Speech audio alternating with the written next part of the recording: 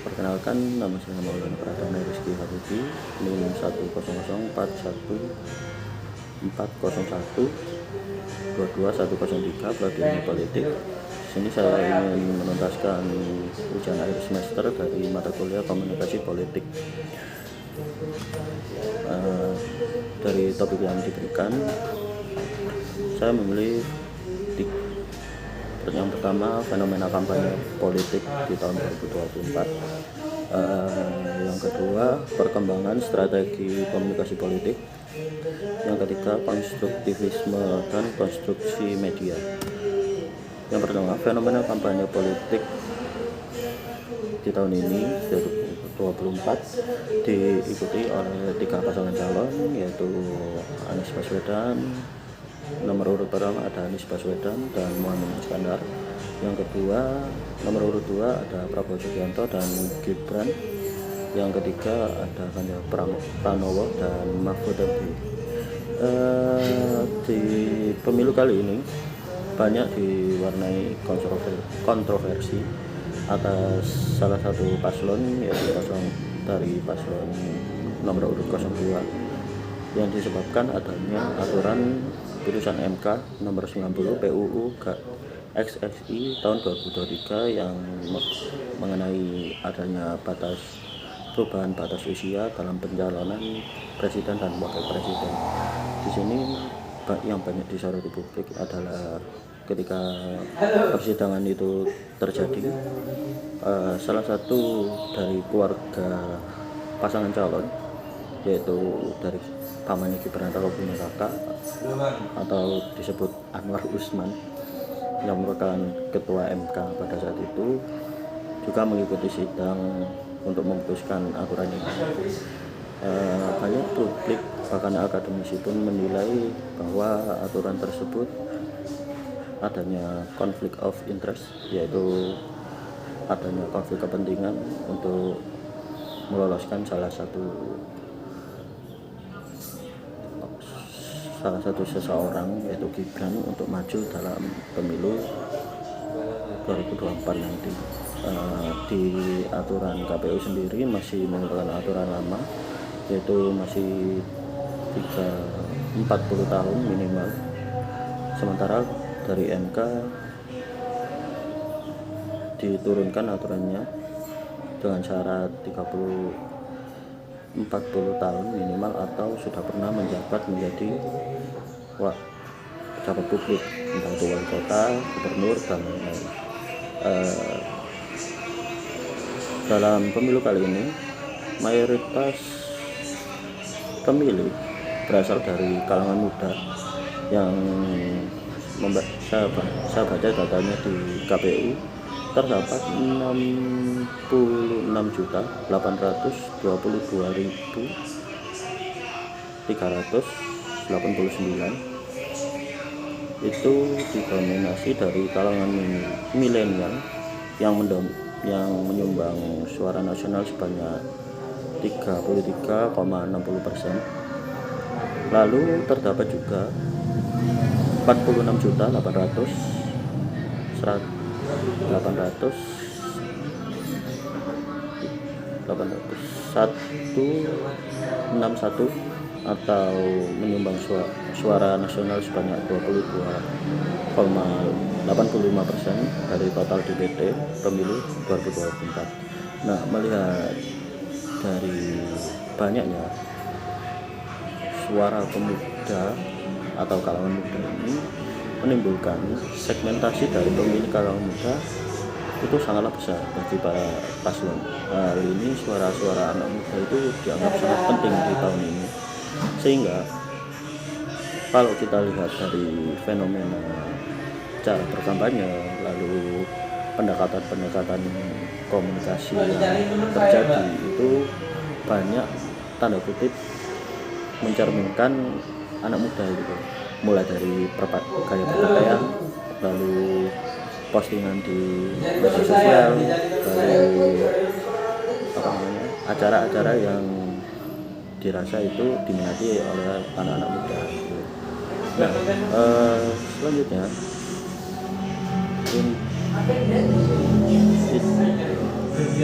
pendekatan dari strategi para paslon pun namun benar mendekati mengikuti segmentasi pasar. Dari slogan-slogannya juga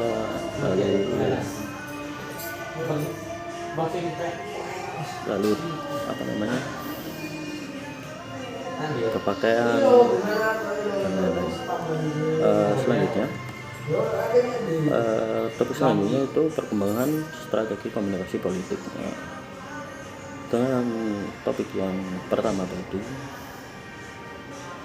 perkembangan di strategi komunikasi politik itu sangat terjadi karena ada disrupsi dari teknologi yang memungkinkan komunikasi juga mengalami perkembangan. Ketika pada awalnya komunikasi itu harus terjadi dengan bertatap muka atau bertemu langsung, namun sekarang dengan perkembangan teknologi membuat hal tersebut menjadi mudah. Tanpa harus bertemu kita juga bisa saling berkomunikasi. Tentunya perkembangan ini juga membuat komunikasi politik juga memulai babak baru. Misalnya dalam masa kampanye di tahun ini, kalau kita melihat kampanye di sosial media, itu merupakan salah satu perkembangan strategi komunikasi politik yang dimana video-video yang dibuat itu berupa promosi yang secara tidak langsung juga menarik simpati masyarakat untuk bisa mengenal pilihannya, mulai dari mengenal visi misinya, lalu jika terpilih itu seperti apa dan lain-lain gitu. Nah, tak jarang juga media sosial ini menjadi penjembatan antara pemilih dan pasangan calon untuk melakukan komunikasi dengan masyarakat. Misal yang pernah saya lihat itu Anies Baswedan melakukan live di TikTok dan disusul oleh Mahfud MD juga live di TikTok. Nah, itu merupakan salah satu contoh perkembangan strategi komunikasi politik gitu.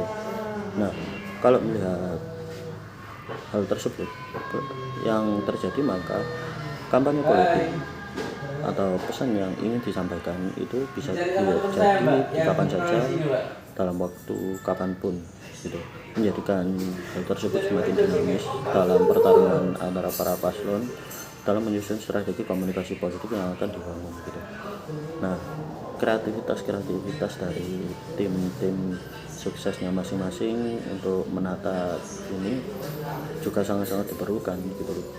Nah, dibalik itu, dalam media sosial pun didukung oleh algoritma yang dimana juga dapat menentukan segmen-segmen tertentu untuk penyebaran pesan-pesan politik itu.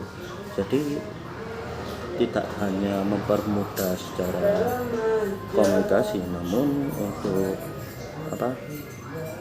mendapatkan data dari pendengar, pemilih, misal dari usianya, lalu hobinya apa, kesukaannya apa, itu bisa terlihat gitu. Oke, selanjutnya ada konstruktivisme dan konstruksi media gitu.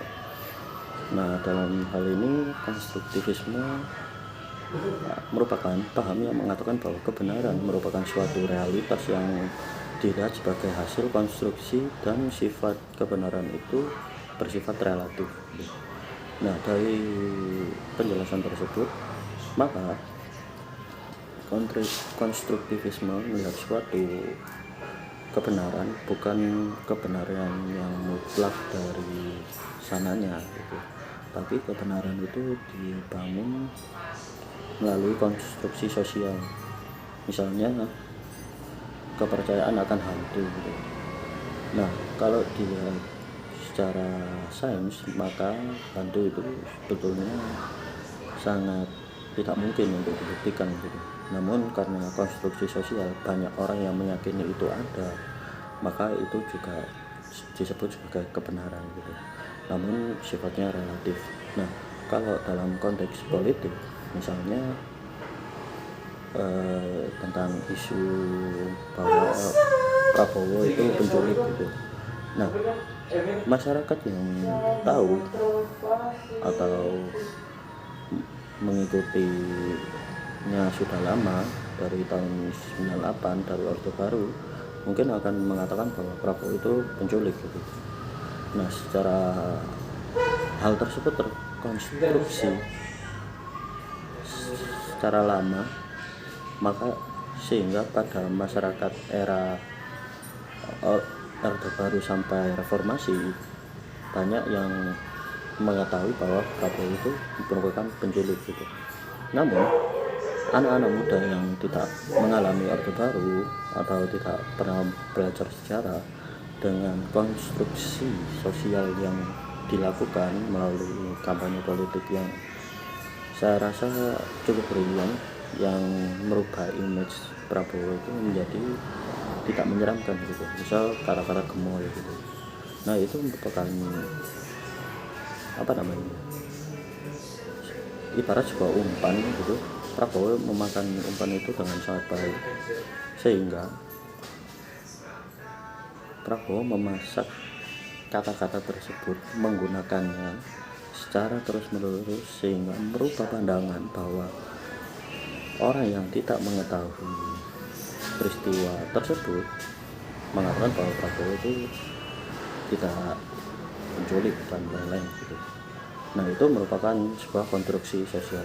Namun kita kembali ke sifat dari kebenaran itu, apakah memang itu benar-benar terjadi atau tidak. Maka di situ konstruktivisme menggarisbawahinya bahwa kebenaran itu bersifat relatif gitu. Nah,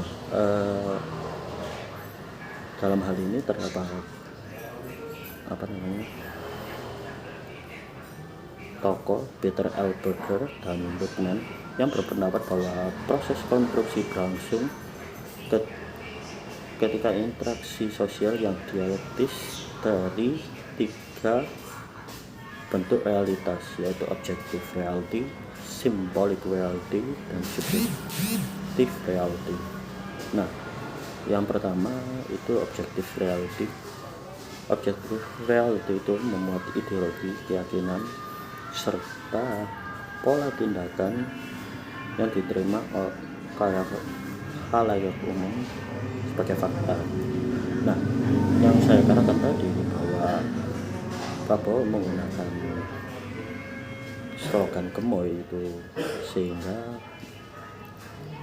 slogan tersebut terpola menjadi sebuah fakta. Nah, selanjutnya ada symbolic reality, yaitu merupakan ekspresi yang termuat dalam simbol-simbol seperti media, film, gambar, dan logo. Nah, dalam hal ini kalau kita studi kasusnya mengenai Prabowo tadi, bahwa dia menggunakan simbol-simbol media berupa gambar-gambar yang bisa dikatakan itu lucu, sehingga mendukung slogan gemoy dengan gambar yang lucu, sehingga itu nyambung gitu. Nah, selanjutnya ada subjective reality, yang merupakan di mana individu mengidentifikasi dirinya sebagai lembaga sosial atau organisasi sosial. Nah, hal ini, subjektif ini sudah menyebar sehingga menjadi sebuah kebenaran dalam organisasi atau lembaga sosial tertentu atau masyarakat di wilayah tertentu yang meyakini bahwa ya memang Prabowo itu tidak penculik atau memang lucu. Jadi image yang dibangun itu berhasil terhadap masyarakat tertentu yang menjadi segmentasi dari kampanye Prabowo, misal anak-anak muda gitu. Nah, saya rasa sekian, kurang lebihnya mohon maaf. Assalamualaikum warahmatullahi wabarakatuh.